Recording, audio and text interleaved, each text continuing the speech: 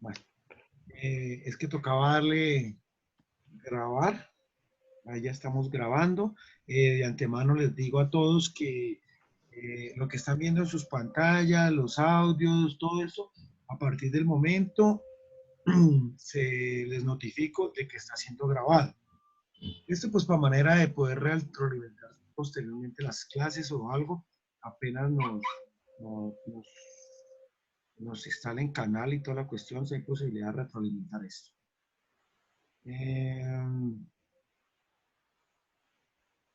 Continuamos con la antropología pitagórica. Es una escuela presocrática fundada en la Magna Grecia, visión dualista del hombre. El hombre es esencialmente su alma, siguiendo el concepto órfico que entiende el cuerpo como un sepulcro del alma, soma sema. El alma del hombre está atrapada en el cuerpo. Su liberación se dará a lo largo de múltiples vidas, o sea, lo que conocemos como una transmigración de las almas. En este proceso de mentepsicosis se irá perfeccionando hasta llegar a la comprensión del fundamento de la realidad matemática del cosmos, o sea, lo que denominamos macrocosmos, que es la escuela filosófico-científica. El alma que conoce se ordenará con respecto al orden del cosmos, fundamento moral, microcosmos, secta religiosa, y ordenará la ciudad del mismo modo, fundamento político, mesocosmos, partido político. Entramos a la antropología atomista, representantes Demócrito y Leucipo. Toda realidad está compuesta por átomos, sin división. La diferencia entre los seres que hay en el mundo se da por la cantidad, las cualidades y la estructura de los mismos. Los átomos se mueven en el vacío y se unen por el azar. De la anterior afirmación se derivan dos consecuencias. Primero, la introducción de un principio caótico. No hay una inteligencia o razón universal que posibilite el surgimiento de todo cuanto existe. En el hombre que está compuesto por alma y cuerpo, muerto el cuerpo, muere el alma, ya que a ese también lo conforman los átomos. La antropología socrática es una primacía de las cosas del alma sobre las cosas del cuerpo. Habló de un Dios que hablaba en su interior que puede asimilarse con juicio de conciencia. La razón es instrumento que permite acceder a la verdad, pero también es la fuente y el Correos. A partir de este momento.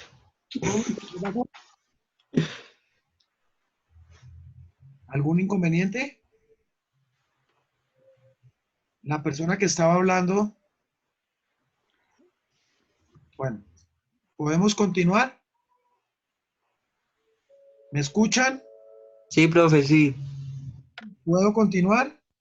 Sí, señor. Bueno, se obra mal por la ignorancia. Planteo un método en dos momentos. Uno, el momento de la ironía y el otro, el momento de la mayéutica.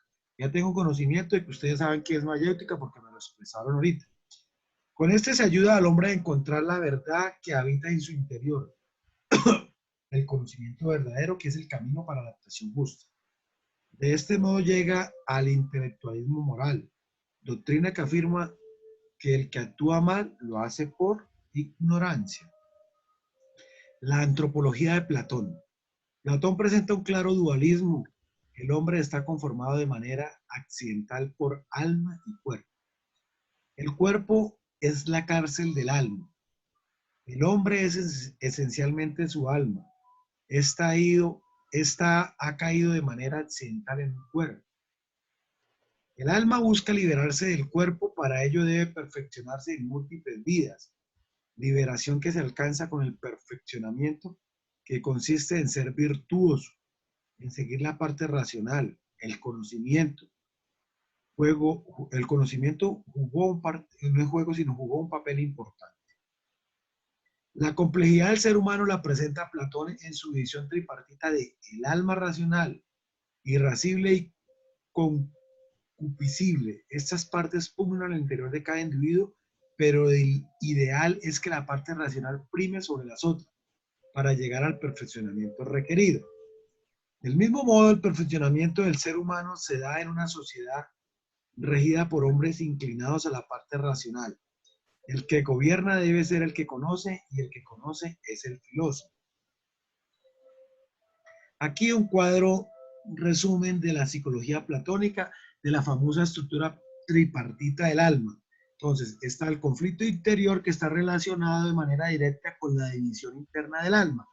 Y aquí están las tres partes del alma. Racional, que es la prudencia y la sabiduría, que debe gobernar a la irascible, que es la fortaleza y el valor, y la apetitiva, que es la templanza, y esa es la virtud propia. La justicia, armonía de las tres partes, cada parte cumple con la función que le es propia a cada una. Y el intelectualismo moral no es posible hacer el mal a sabiendas. Si domina la parte racional del alma, no podemos sino ser justos. El dualismo antropológico de Platón. Este dualismo ontológico, dualismo epistemológico y este dualismo antropológico, el mundo sensible está correlacionado con la opinión y con el cuerpo de manera directa desde el punto de vista de lo corruptible. Y lo inmortal está relacionado con el alma de manera directa con la ciencia y de manera correlacional con el mundo inteligible. El mundo sensible no es objeto de ciencia, sino de opiniones fundadas en nuestros sentidos corporales. Solo hay ciencia de las ideas del mundo inteligible que no son accesibles mediante el cuerpo.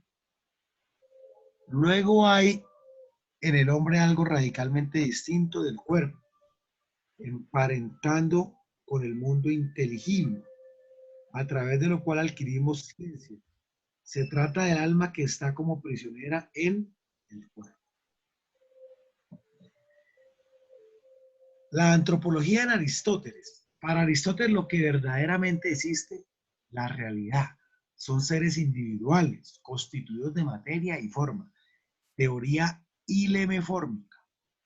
En consecuencia, todo ser vivo está compuesto de una parte material, su cuerpo, y una parte formal, su alma. Esta última determina su esencia o naturaleza. Eso tengámoslo en cuenta para cuando empatemos con el tema de hoy. El alma es principio vital, da vida y energía y posibilita las funciones propias de cada ser vivo. Alma vegetativa de las plantas, función nutritiva. Su objetivo es la conservación de la especie. Alma sensitiva de los animales, función apetitiva y motora. Posibilita la percepción sensible y la capacidad de trasladarse. Asume las funciones del alma vegetativa. El alma intelectiva de los seres humanos, su función es el conocimiento, la reflexión, la deliberación y la elección. Asume las funciones de los dos anteriores. El ser humano es un compuesto sustancial de alma y cuerpo.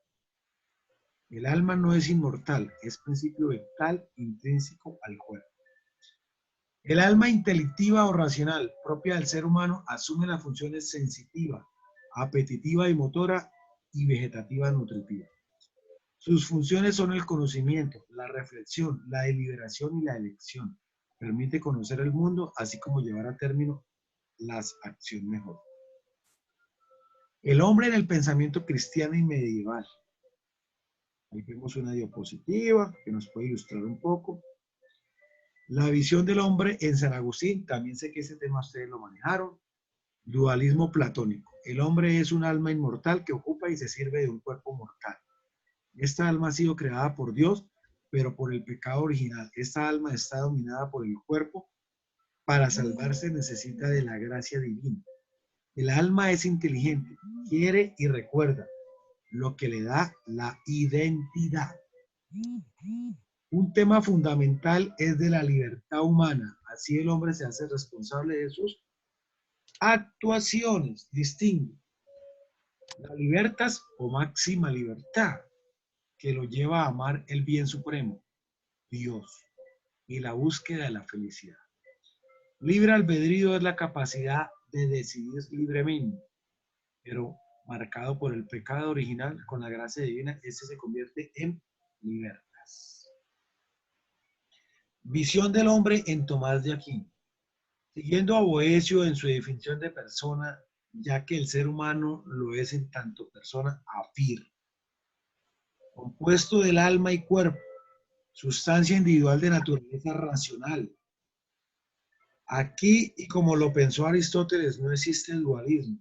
El alma tiene origen en la generación misma del sujeto, inicio de la vida, y es la que constituye la identidad espiritual, psíquica y corpórea del ser humano. El individuo es esencia y existencia a la vez. La esencia es creada por Dios y la posee siempre. La existencia le es dada por Dios y se corresponde con su tiempo de vida. La esencia es lo humano y es igual para todos. Las diferencias y pluralidad de individuos se deben a la estructura material hereditaria. Según Tomás, la fe y la razón son dos formas de conocer. Aunque el ser humano por sí mismo busca saber lo que realmente es cada cosa. No hay que olvidar que la tradición es otra forma de saber. El conocimiento se da por los sentidos, sin acabar necesariamente en ellos. El ser humano tiene un entendimiento que es activo, que le permite salir a conocer, y un entendimiento que es pasivo, que le permite abstraer la esencia de las cosas conocidas y debido a ello se le puede considerar como ser racional. El ser humano es un ser espiritual y por eso solo cuando el entendimiento conoce al individuo es también capaz de hacer elecciones libres de su voluntad. Para Tomás, el ser humano es bueno, está orientado siempre al bien. Sin embargo, por ser también sensible, sus sentidos pueden orientarlo al mal. Puede llegar a ser virtuoso con la repetición consciente de los actos buenos. En cuanto a ser social, la vida del sujeto está orientada por el bien común. Toda ley es la legitimación de dicho bien. Con la muerte del individuo solo aparece la existencia y su corporeidad, no la esencia. Después de la muerte, el sujeto espera su resurrección corpórea. El hombre en el pensamiento moderno. Visión del hombre en el mundo moderno. Europa se enfrenta a múltiples transformaciones en el orden del conocimiento. De la ciencia al interior del Renacimiento van a tener lugar tres movimientos de transformación importantes: el humanismo, la reforma protestante y la revolución científica.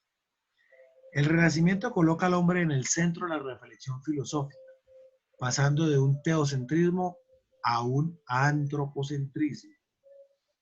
El descubrimiento de otros mundos, América por ejemplo, y el encuentro con y dominio de sociedades antes desconocidas por la distancia, van a llevar a los europeos a confrontar la idea de hombre, pero sobre todo a dudar de la humanidad de los otros o a construir una imagen no siempre benévola de estos. Antropología en René Descartes. René Descartes, padre de la filosofía moderna, el método fundamentado en la certeza, búsqueda de evidencia, análisis, fragmentación de lo real para el conocimiento, síntesis, de lo más simple a lo más complejo, enumeración, no omitir ningún detalle del proceso que lleva al conocimiento del cual no cabe la menor duda. El punto de partida es la duda universal aplicada a todos nuestros conocimientos y metódica que se supera a sí misma. Incertidumbre de los datos sensoriales, errores de racionamiento, la dificultad de distinguir el sueño de la vigilia, la hipótesis del genio maligno, desemboca en la primera verdad. Pienso luego existe. Esa es la famosa frase célebre de Descartes. Pienso, luego existe. Pero además puede pensar lo perfecto. Esa idea de perfección no proviene de un ser imperfecto. Debe ser puesta en mí por alguien superior y perfecto. Ese alguien es Dios. Luego existe Dios.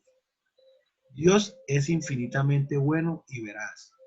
No me engañaría, en consecuencia por la que existen sustancias corpóreas.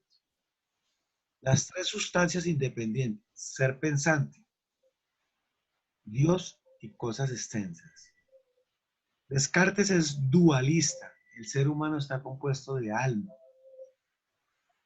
la famosa res cogitans, y cuerpo rex extensa, las dos claramente diferenciadas.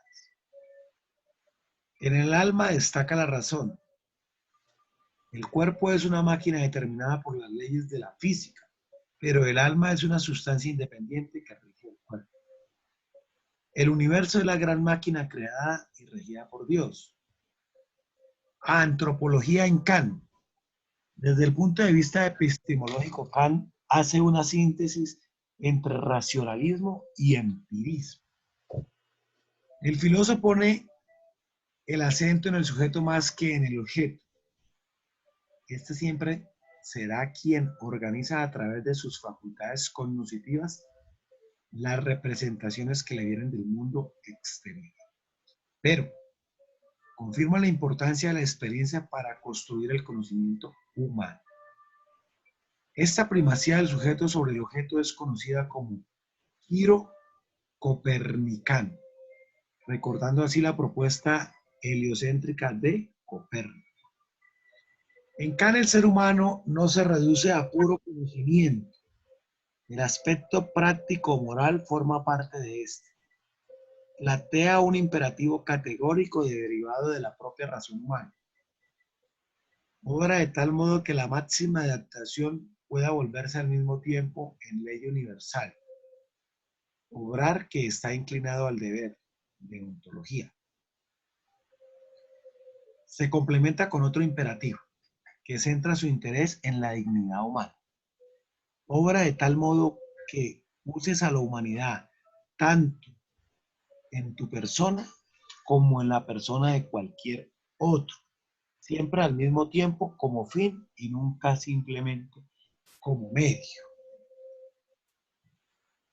En consecuencia, el ser humano es un sujeto autónomo cuya libertad consiste en el cumplimiento de estos imperativos categóricos, producto de la razón, conforme al deber y no por imposición de condicionamientos externos o por el interés de alcanzar un fin determinado de nuestras acciones. El hombre en el pensamiento contemporáneo. Los filósofos de la sospecha. Antropología en Marx. Marx tiene un ideal ilustrado en cuanto pretende la liberación del hombre, la transformación del mundo y acabar con la explotación. Desarrolla una teoría naturalista del hombre que debía fundamentar su crítica al pensamiento anterior, así como su superación. Su antropología se fundamenta en las siguientes tesis. El hombre es un ser natural, un ser material en que el espíritu es una extensión de la materia. Entre la naturaleza y el hombre existe una relación de interdependencia, a través de ella el hombre se realiza. La esencia del hombre es el trabajo. La naturaleza le ofrece al hombre los medios para satisfacer sus necesidades. Para aprovecharlo necesita de trabajos. Lo esencial es la acción productiva, la praxis, o sea, la práctica en el trabajo. El hombre entra en relación con los otros y construye la sociedad. Este temita tengámoslo en cuenta para el tema de hoy. El hombre se hace a sí mismo a través de la historia y en la sociedad. No existe una esencia humana ya dada, fija. El hombre se constituye en la sociedad ya que es una totalidad de relaciones sociales. La relación del hombre con sus semejantes por medio del trabajo constituye la base de la historia. El hombre ha de relacionarse con otras cosas, con otros hombres, ha de desposeerse de sí mismo. Esta situación no es negativa, ya que pertenece al modo de ser del hombre. Pero hay otras formas negativas de enajenación como la alienación. Marx distinguió varias alienaciones. La alienación económica es la fundamental. El hombre no es dueño de su trabajo. Lo que hace pasa a manos de otro. La alienación social. Fruto del anterior, el otro que se apropia de su trabajo aparece como un extraño. Surge con las clases sociales. La alienación política. Se imponen estructuras que sostienen la injusticia. La alienación filosófica. Ideología que oscurecen la verdad y justifican la desigualdad. Alienación religiosa. La religión se convierte en opio del pueblo. O sea, es cuando llevamos a un extremo mucho más allá de. La filosofía debe llevar a la transformación de la sociedad, a la abolición de la sociedad de clase y a la consecución del comunismo. Gracias a esta forma de organización social se eliminarán todas las alienaciones y el hombre recuperará su humanidad perdida. Antropología en Nietzsche. Nietzsche plantea los dos principios que comportan la realidad. El espíritu dionisíaco representa los valores que afirman la vida como la fecundidad, la salud, la fuerza instintiva y pasional en plena armonía con la naturaleza. El espíritu apolineo representa los valores de la razón, de la proporción, de la justa media, del equilibrio y de la serenidad. Para Nietzsche, los griegos presocráticos armonizaban estas dos tendencias, pero con Sócrates se habría inclinado la balanza hacia la parte apolínea, negando lo que afirma la vida. Los que los siguieren, Platón y el cristianismo, lo heredarían, marcando el decurso de la cultura occidental. Por ello, Nietzsche hace una crítica a dicha cultura. El Dios ha muerto. Es una gran metáfora que expresa la muerte de las verdades absolutas y de las ideas inmutables. Frente a esta situación de la pérdida de los fundamentos, anuncia el advenimiento de un nuevo hombre, el famoso superhombre. Acuérdense, Nietzsche con el superhombre, quien dará un nuevo sentido a la realidad, quien afirmará la vida. Ese superhombre dotado de una voluntad de poder, poder de los creadores, poder de la potencia vital, permitirá la función de los nuevos valores. Antropología en Freud. Ahorita está estrenando una serie famosa en Nietzsche acerca de Freud. Les aconsejaría que la vean. Nos va a servir mucho para todos estos temas que están viendo en Netflix. Freud afirma que la mayoría de los comportamientos humanos eran producidos por motivaciones inconscientes. Una gran parte de los fenómenos mentales permanecen ocultos a sus protagonistas. Así, la afirmación del privilegio humano por el autoconocimiento es puesto en duda. Las pulsiones o impulsos inconscientes, que son el motor del psiquismo, requieren una satisfacción inmediata, de los contrarios crean insatisfacción y una desazón muy dolorosa. Freud creía que la pulsión que determina más poderosamente al ser humano era la sexualidad. Ulteriormente modificó su teoría y las clasificó en dos tipos. Eros o pulsiones de vida, lo que tiende a armonizar y a buscar a los otros. Tánatos o pulsiones de la muerte, lo que tiende a disgregar y separar. Impulsos de agresividad y destrucción, que enfrentan a los seres humanos contra sí mismos y contra los demás.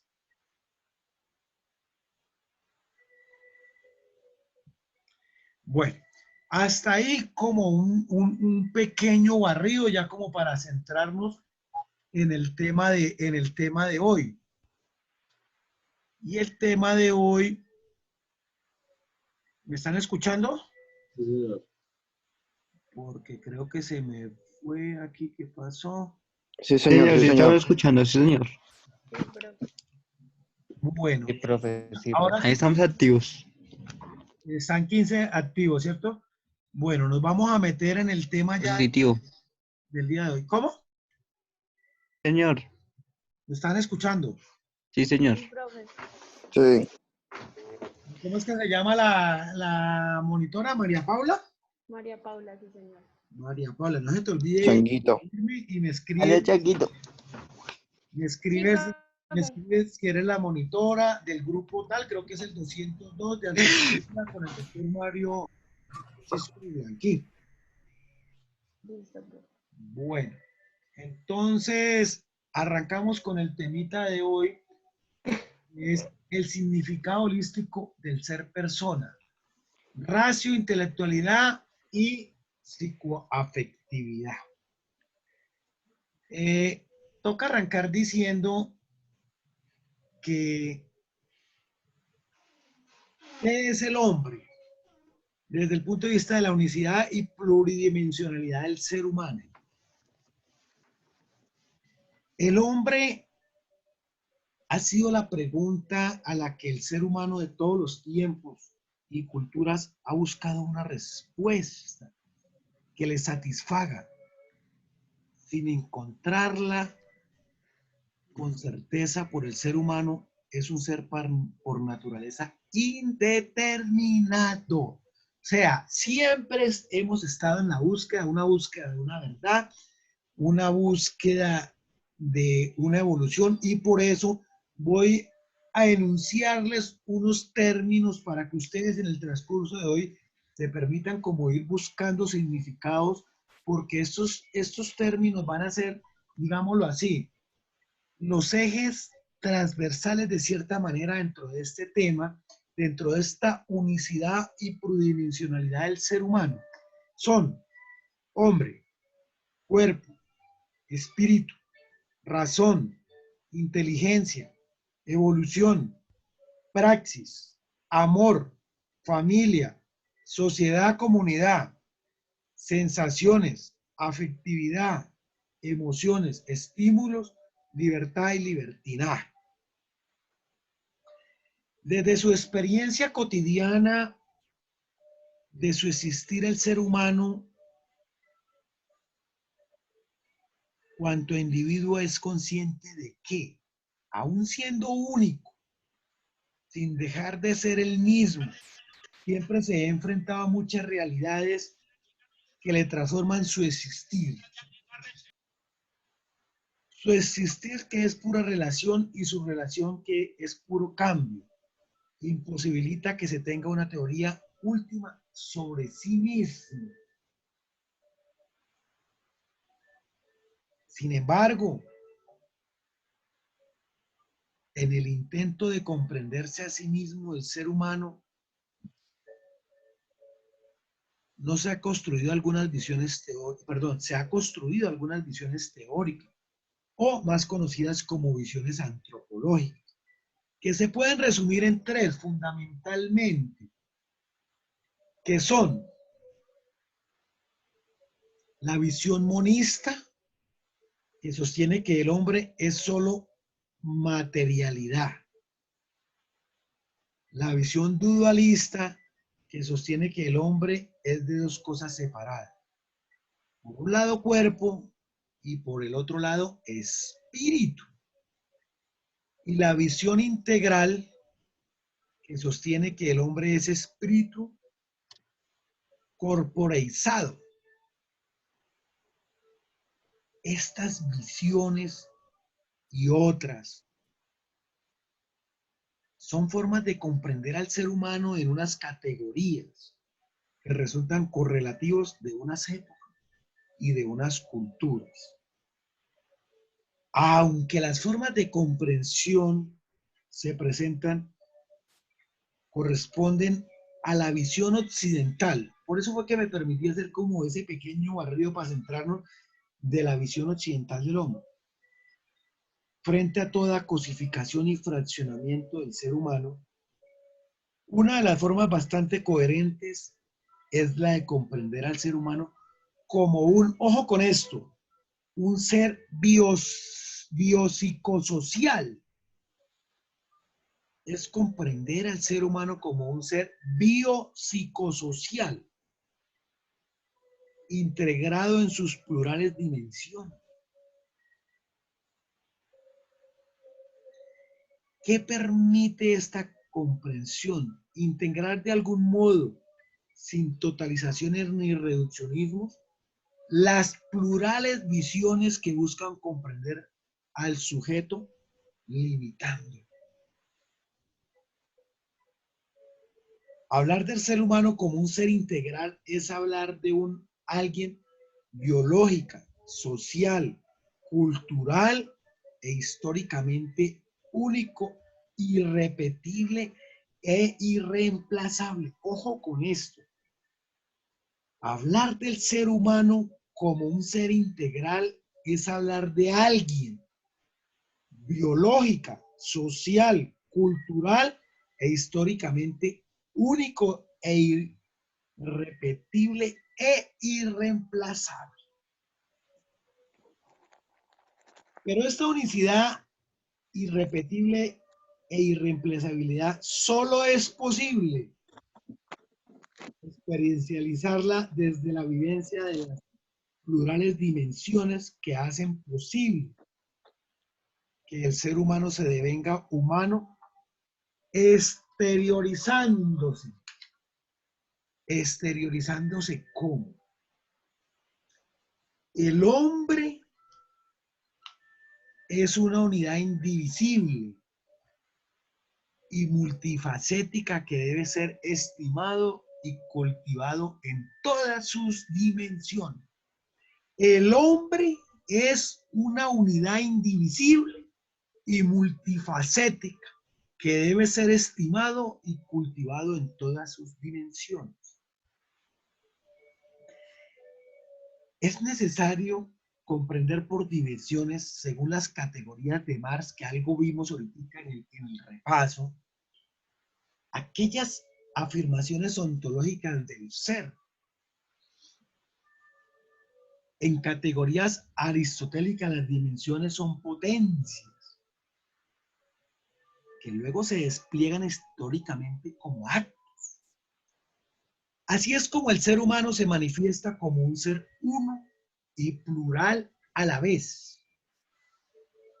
No se trata de condiciones ni de características, porque ellas son exteriores a ese sujeto y se definen por las dimensiones del mismo. Dimensiones como las precisa Juan de Sahagún Lucas. Así, unidad, alteridad, intersubjetividad, libertad, historicidad, amor y trascendencia. Pues entre otras, hay muchas más. Cuanto a la naturaleza propia del sujeto, solo desarrollan en plenitud o también se truncan en su camino de plenificación a partir de las diferentes situaciones históricas, contextuales que experiencian los sujetos. O sea, de acuerdo a las vivencias que va teniendo cada hombre. Así es como a partir de sus dimensiones el ser humano no solo se manifiesta como único y plural, sino que sobre todo se sabe quién es. Se mide respecto de los otros seres humanos, o sea, se compara. Lo otro, el cosmos, la naturaleza, y el otro, Dios, es decir, se codetermina. Se codetermina. Recogiendo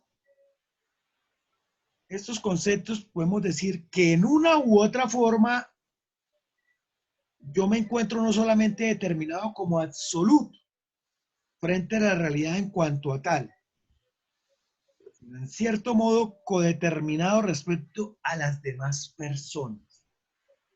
Y esa codeterminación es justamente lo que llamo dimensión. Mide con respecto a los demás mi modo de ser absoluto. Esa eso que llamo dimensión es medir con respecto a los demás mi modo de ser absoluto, o sea, compararme con los demás como soy yo, como hombre absoluto.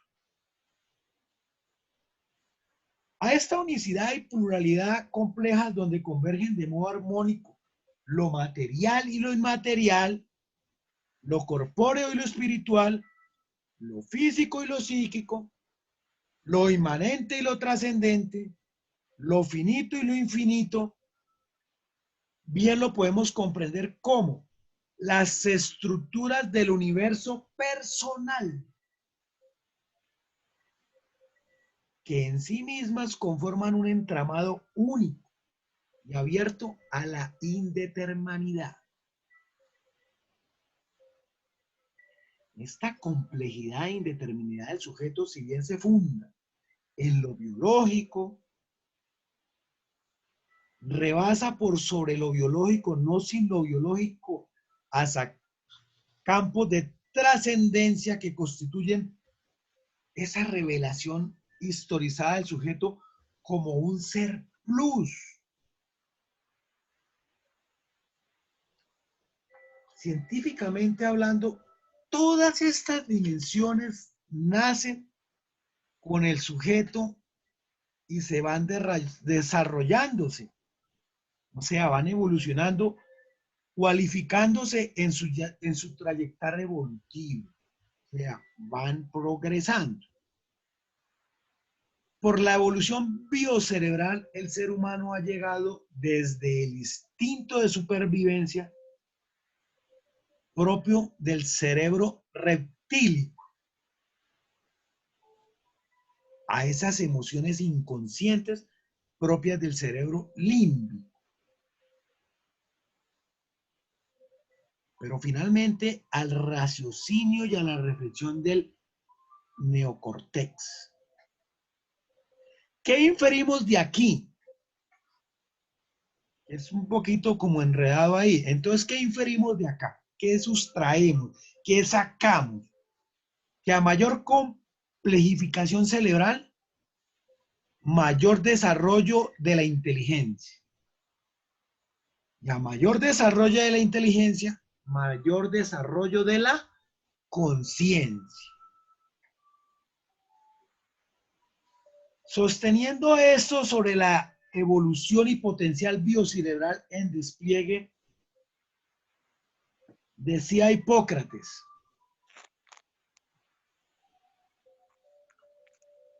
los hombres deben saber que el cerebro es responsable exclusivo de las alegrías, los placeres, la risa y la diversión, y de la pena, la aflicción, el desaliento y la lamentación.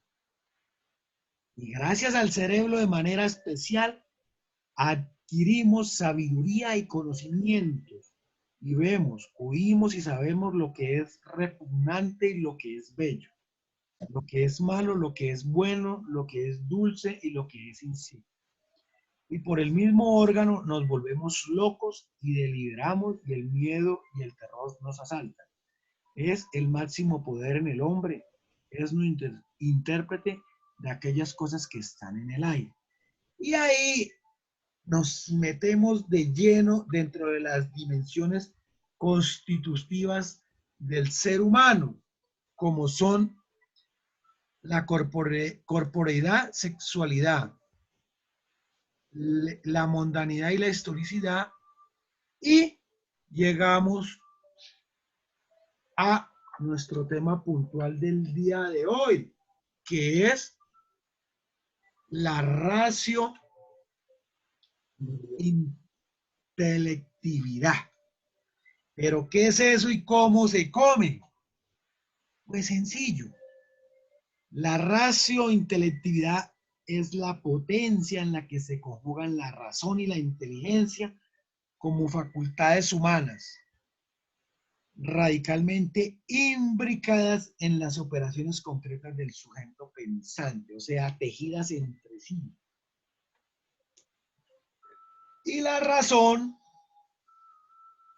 Es la capacidad lógica de la mente para efectuar relaciones reales y abstractas entre conceptos, realidades y teorías para formular juicios y llegar a inferencias. Y la inteligencia es la potencialidad que el ser humano tiene para comprender, discernir, formarse imágenes en ideas sobre la realidad. Ambas responden a procesos cerebrales y son parte del potencial biocerebral evolucionado. Son parte del problema potencial evolucionado. Pero ¿qué pasa aquí? En esos procesos de productividad y funcionamiento, ¿cómo les explico? Mientras la inteligencia tiene como mediadores los sentidos, la razón no tiene como siempre la mediación de los sentidos.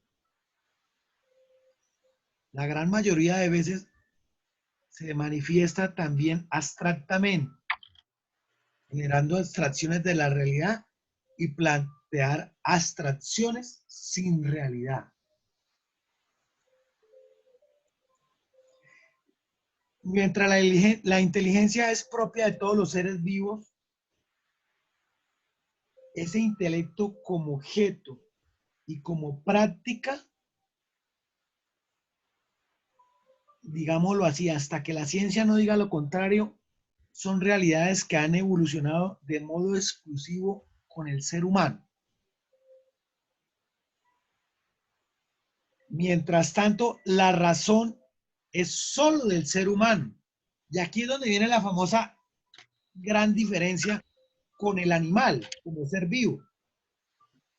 El animal, habiendo también evolucionado cerebralmente, no ha desarrollado ni lo intelectivo ni lo racional, pero sí ha desarrollado de una manera impresionante, grandísima, sus instintos, que esas son la clave de supervivencia. Y es por eso que nosotros nos hartamos de decir, es que el hombre es un animal que razona. Claro, pero el animal es un sobreviviente por instinto. Usted le va a atacar a un animal o lo va a capturar o lo va a cazar y él se defiende por medio de sus instintos. Y es lo que él ha aprendido dentro de su evolución es a evolucionar en la parte de sus instintos.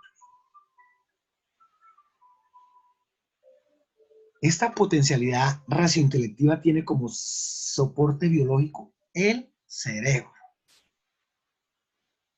que es el que tiene la comandancia, el que manda, el centro de cómputo de las funciones cognitivas y emotivas y de vigilar las otras actividades vitales. Entonces, es ahí donde viene la famosa guerra de los órganos. Que quién es el que manda y todo el mundo, el corazón y otros, el cerebro. Entonces aquí ya podemos sacar nuestras propias conclusiones. El que manda, el que comanda y el que manda los impulsos, las órdenes para que todo funcione, nuestra central es el cerebro.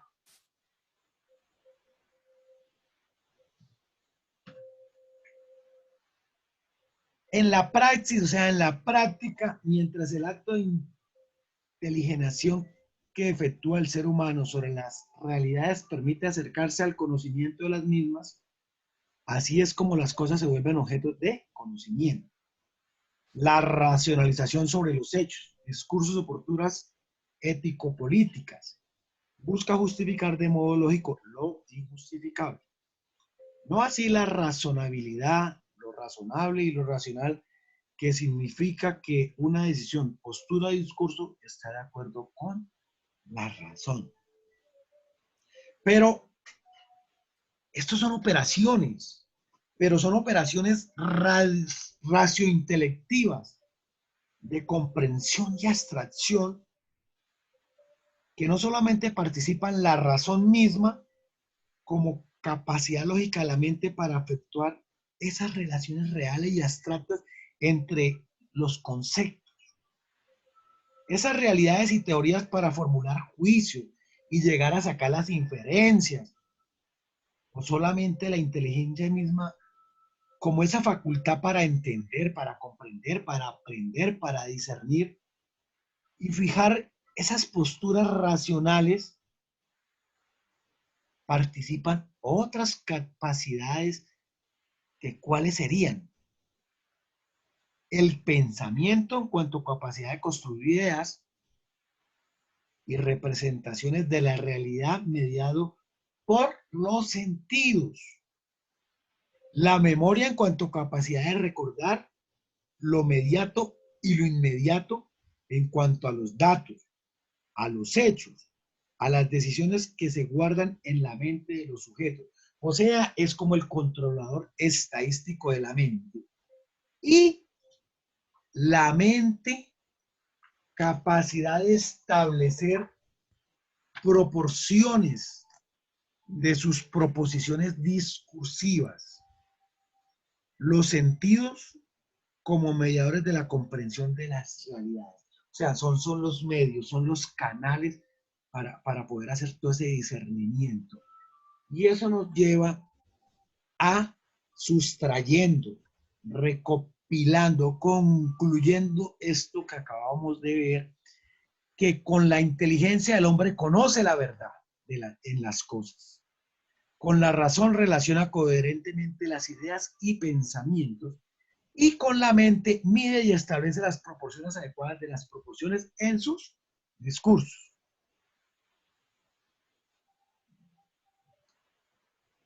Pero tanto la razón como la inteligencia conllevan a ese ímpetu de conocer, de buscar, de escudriñar, de llegar más allá de.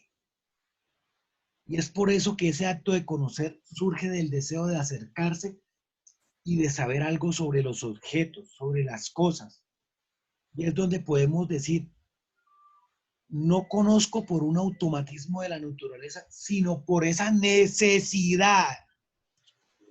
Ansío y deseo conocer ya que soy un ser incompleto que necesita del mundo, del mundo que lo rodea, de las personas, de las cosas, para poderme desarrollar y perfeccionarme y enriquecerme.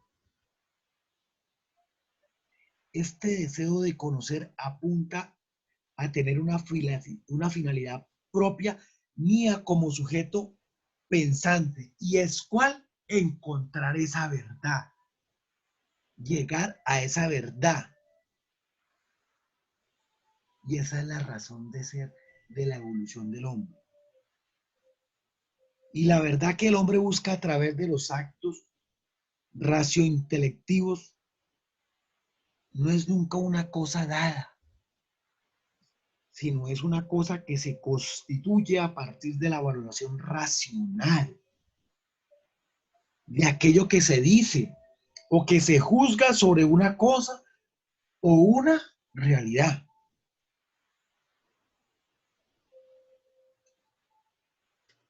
La verdad no es necesariamente la adecuación de la cosa al concepto,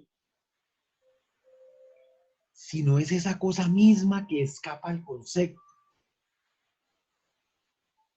Pero hay que decir que hay unas realidades que son verdaderas y que no necesitan discusiones para comprenderlas.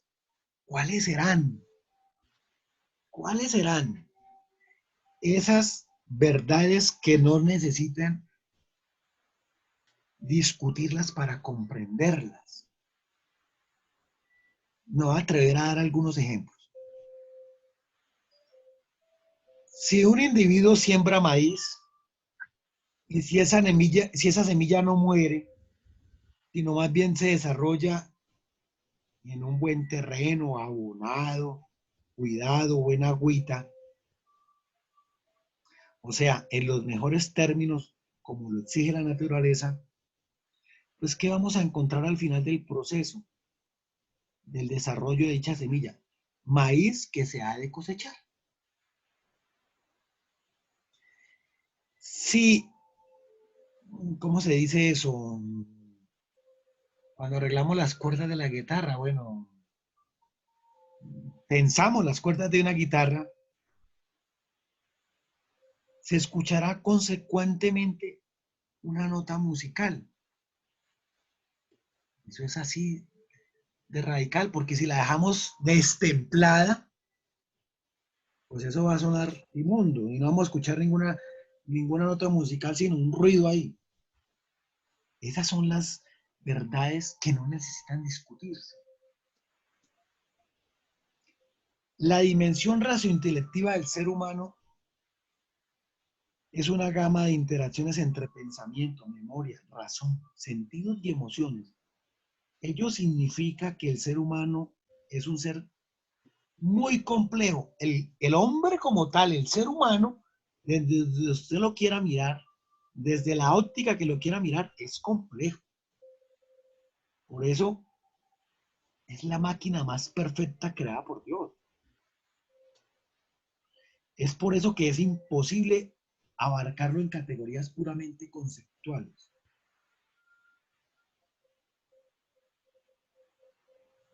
Y aunque el ser humano sea también un despliegue de esa raciointelectividad,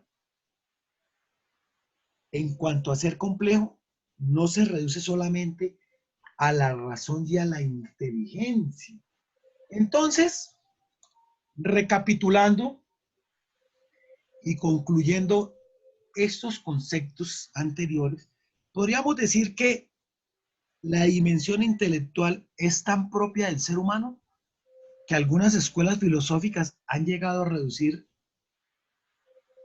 al hombre a su racionalidad o potencia intelectual, sin olvidar la realidad y la grandeza de las demás dimensiones humanas. Se puede afirmar que la intelectualidad influye y tipifica todo lo humano y es la dimensión más rica y compleja. Pero,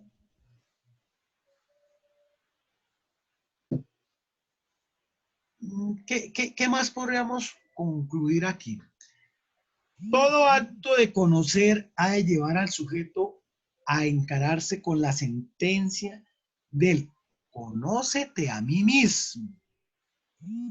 Y que por otra parte, todo deseo vehemente de verdad ha de llevar también a ese mismo sujeto a la familiar forma de comprender la ignorancia socrática que sostiene que solo sé que nada sé.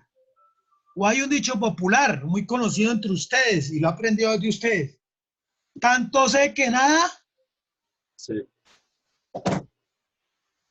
Bueno, esta manera de comprender el potencial raciointelectivo ubica al ser humano en el mundo como un ser constante, camino de búsqueda bajo la radical conciencia de la finitud.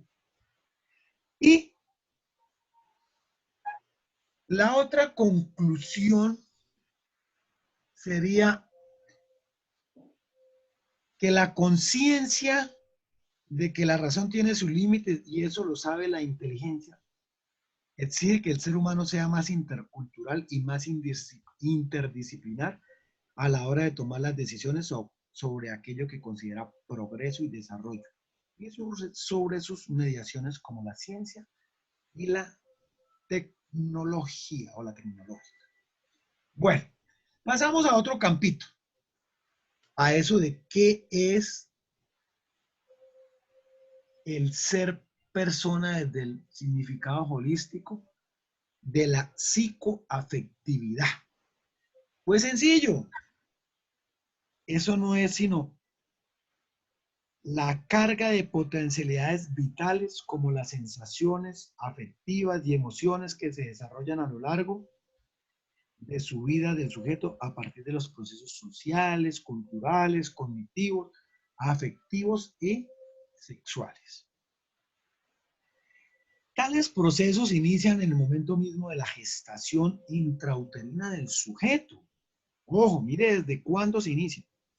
Se desarrolla de modo intenso en la relación del individuo con los otros, el mundo y el trascendente, y solo terminan su desarrollo cuando el individuo deja de existir.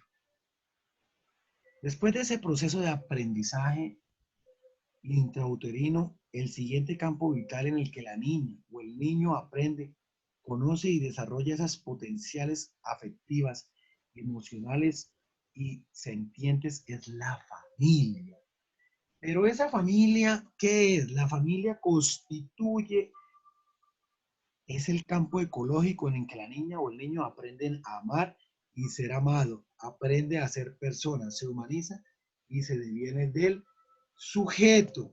Pero recordemos que la familia también, desde el punto de vista de nuestra Constitución, es la primera célula, es el núcleo de la sociedad.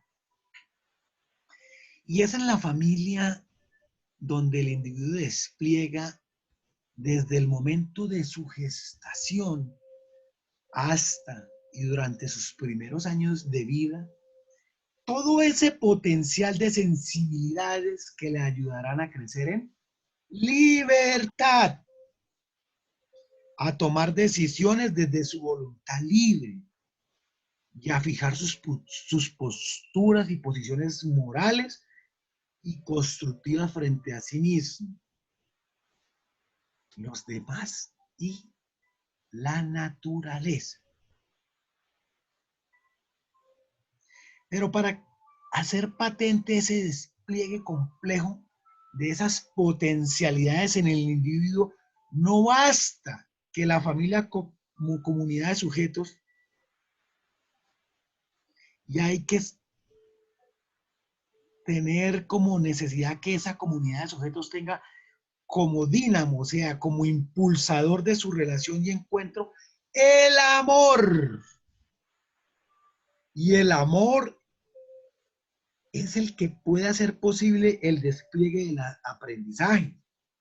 El amor de la madre y el padre compartidos con el hijo, con la hija, hacen que este o esta sean capaces de compartir amor con las realidades con las que entra en relación. Y es el amor que despierta más amor. El amor es reconocido en su realidad interna solamente por el amor. Entonces, como dirán ustedes, pero aquí, ¿qué es esto que me está diciendo? Amor, que el amor, más amor y el amor. Esto es cuando el sujeto ha sido objeto de amor, aprende a amar. Porque una persona que no ha recibido amor difícilmente va a amar. Difícilmente va a poder dar amor. El amor no requiere más recompensa que el amor que corresponde. Por eso, mis queridos estudiantes, si están ennoviados y no son correspondidos en el amor que ustedes dan, entonces, chao pescado, cambien. En la familia y sus círculos de relación, el individuo se configura su identidad y su personalidad. Desarrolla su potencial de sentidos para su existencia y sus necesidades. Y en la familia es el campo de los sentidos del sujeto en su desarrollo. Bueno, recolectando, recapitulando y concluyendo esto, hasta esto que acabamos de ver. Si la madre ha sonreído a su hijo durante muchos días y semanas, entonces ella tendrá alguna vez la sonrisa del niño como respuesta. Ella ha despertado en el corazón de su hijo el amor, y el niño, despertando en ese amor, despierta también en el conocimiento. Las vacías expresiones sin sentido se encuentran plenamente con sentido en el centro de un tú. El conocimiento, con su estructura total de intuición y concepto, comienza jugando, porque el juego del amor que proviene de la madre ha comenzado previamente desde la trascendencia. Bueno, sobre esas originales configuraciones de la personalidad, de la identidad, de los sentidos del sujeto en sus primeros años de existencia, dados en el seno de la familia que todos hemos vivido, que no están exentos de esa fuerza vinculante de la sociedad, la cultura a la que pertenecemos nosotros, pues actuará más tarde y con toda potencia esa misma sociedad, esa cultura, a partir de esas mediaciones como el Estado, la religión, las relaciones de trabajo, los medios de comunicación, la escuela, la universidad, el colegio, el deporte, todo eso. El sujeto, o sea, yo, no es pues biológico, sino biográfico. ¿Y qué pasa aquí? Se configura, se reconfigura dialécticamente como sujeto histórico. Y su historicidad es la que finalmente constituye su identidad radical. Pero esta historicidad que empieza desde el momento mismo de su concepción está amalgamada, envuelta en sensaciones, afectos, emociones que hacen que el sujeto en proceso de evolución sea un ser plus, o sea, radiante, sea iluminado, sea grande y diferente a los otros seres vivos cuando se compara. El sujeto se configura en la dialéctica relacional del individuo-familia, individuo-naturaleza, individuo-trabajo, individuo-sociedad y cultura. Pero este despliegue sugestivo histórico de cada individuo, de esas constelaciones de sensaciones, afectos, emociones, constituyen el combustible de la vida plena del sujeto, del potencial de desarrollo de esas constelaciones sensibles. Depende quién, las fortalezas o las debilidades con las que el sujeto se enfrenta a su propia existencia y a las condiciones de la misma. Esas sensaciones revelan esa capacidad sentiente del sujeto y también son aquellas reacciones sensoriales que resultan del impacto de los estímulos sobre los sentidos del sujeto, como cuáles: la vista, el oído, el olfato, el tacto, el gusto, que provocados sobre todo por la relación o el encuentro con la realidad interna o externa de las sensaciones, son concluyentemente experiencias elementales inmediatas que no requieren elaboración verbal, simbólica o conceptual, las cuales se relacionan principalmente con la actividad de los órganos de los sentidos. En tanto, las únicas aseveraciones verificables acerca de las sensaciones sean o se conviertan en enunciados acerca de la conducta, la sensación constituirá un constructo cuyo significado se deriva de las respuestas que el organismo emite ante estímulos específicos. Bueno, ¿y cómo se come eso? La mayor parte de las sensaciones se originan por impactos exteriores sobre los sentidos. Hay otras que provienen del interior del propio cuerpo, que son las sensaciones propioceptivas. Puesto que las sensaciones son un constructo, las sensibilidades que los sujetos despiertan y aprenden a despertar responden precisamente a esa capacidad de sentir o de ser estimulados por estímulos sensoriales. Por eso cuando decimos que un individuo es capaz de sensibilizarse, se está diciendo que tiene un potencial para que sus sentidos sean excitados. Por eso, mis queridos compañeros, cuando ustedes, por decir algo, su novia los está consintiendo o su novia la está consintiendo y llega y los punza con un alfiler, ustedes reaccionan a ese estímulo. Si les muerde la orejita, reaccionan a ese estímulo. Si les habla pasito al oído, reaccionan a ese estímulo. Y esas emociones, en cambio, son las alteraciones de los ánimos del sujeto. que permiten expresar los sentimientos, pero que a la vez también constituyen esa manera de equilibrar la condición interior de ese sujeto frente a esos impactos que recibe sobre sus sentidos.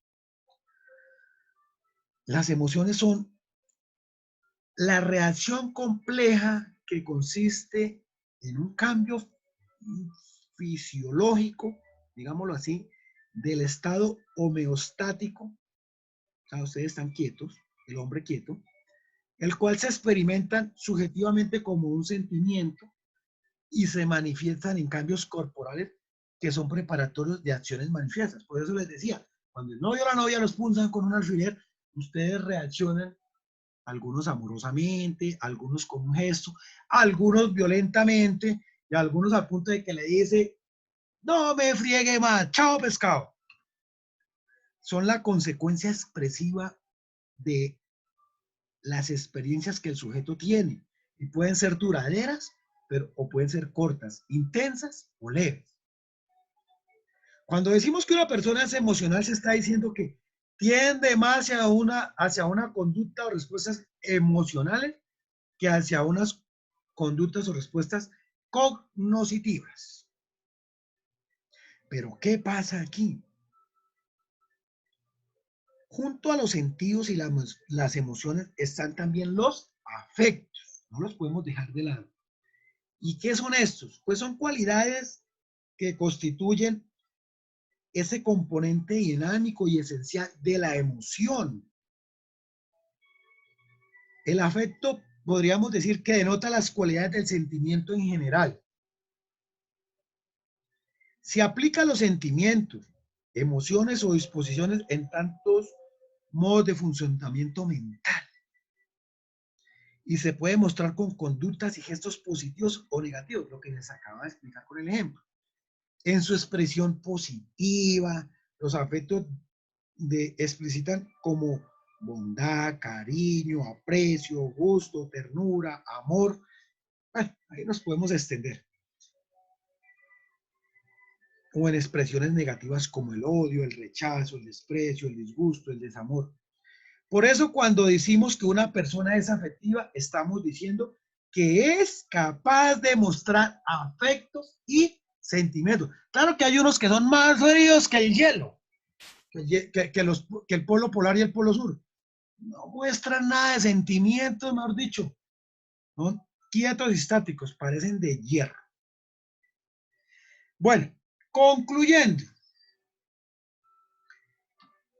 recogiendo y recopilando esto que acabamos de decir, podríamos llegar a decir que esta constelación de sensaciones, afectos y emociones que son el sello del sujeto son educables y por ello también susceptibles de manipulación por parte de los sistemas dominantes. Y en la sociedad actual en la que priman la razón económica, o sea, la manera como nos están manipulando hoy en día, que nosotros somos personas manipuladas por el consumo, la política científico-técnica, dichas caracterizaciones del individuo y el individuo están en constante asedio. Toda la industria cultural acrítica y mercadologizada empuja y direcciona hacia tendencias cosificantes del sujeto sin que éste pueda resistir, sin ser excluido o masificado. Así pues, frente a una sociedad que cosifica la sensibilidad del sujeto y al sujeto mismo, urge una educación crítica, una educación para la libertad y la liberación. Señores, con esto hemos terminado nuestra clase del día de hoy. A ver aquí cómo volvemos. Ay, ¿qué pasó? ¿Qué pasó? La cerramos aquí y bueno.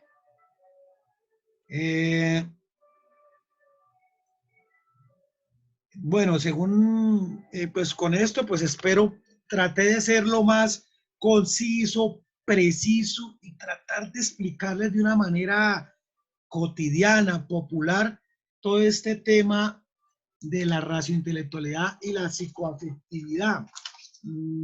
Pues espero haber llegado con ustedes y haber dejado en ustedes ese mensaje que perseguía el día de hoy, Veo aquí en el chat, dice, profe, acabo de revisar el correo.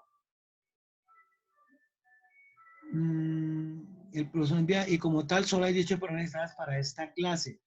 Ah, bueno, entonces, pero entonces aquí solamente hay 15 participantes. Trate de averiguarme qué pasó con los demás, la monitora María Paula, y por la tardecita me escribe algo a ver y me mandas tu número de celular o algo, a ver, cualquier cosa, pues charlamos internamente. Recuerden que el día de Bueno, profe. en la tarde les voy a enviar estas diapositivas, las dos que presenté, los dos grupos de diapositivas, para que ustedes puedan retroalimentar. También les voy a mandar material de apoyo y creo que pues esto queda grabado, pues voy a tratar a ver si también les puedo enviar de pronto el material de apoyo, el link, para que puedan retroalimentar.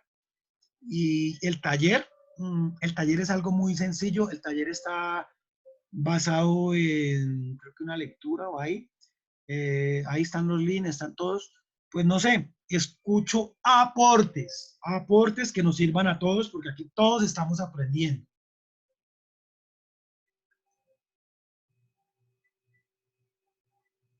O si tienen algo que decir, o no sé, los escucho.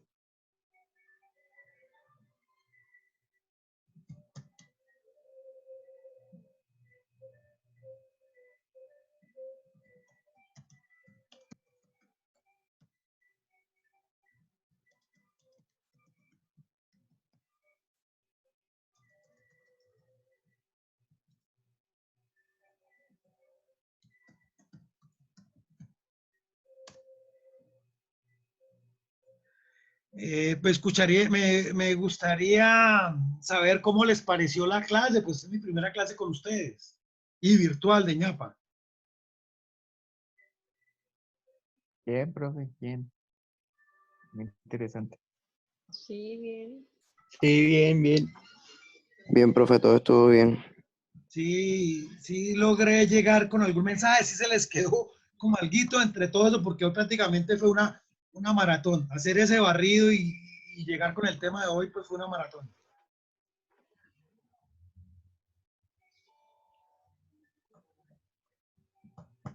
Sí. ¿Qué dice la monitora? La monitora no habla. La monitora, por favor. Sí, profe, pues entre todos sí, Venga, sí monitora, estaba bien la clase. active el video Así, para por lo menos, señor. active el video para por lo menos conocer. No, profe, no, profe, la otra clase hoy no.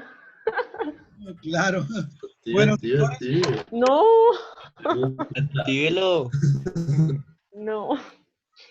actívelo para conocerla, porque es que es muy difícil no después hablar uno con quien no conoce. No, Uy, profe, sí. ahorita no estoy en condiciones de salir por la cámara.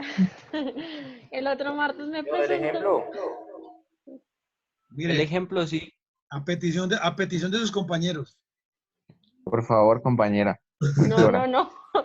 No, y no, profe, el otro martes me presento. Bueno, muchísimas gracias, muy gentiles, que tengan un buen día, muy amables. Gracias, profe, Igualmente. igualmente. Bueno, hasta luego. Hasta luego. Hola, profe.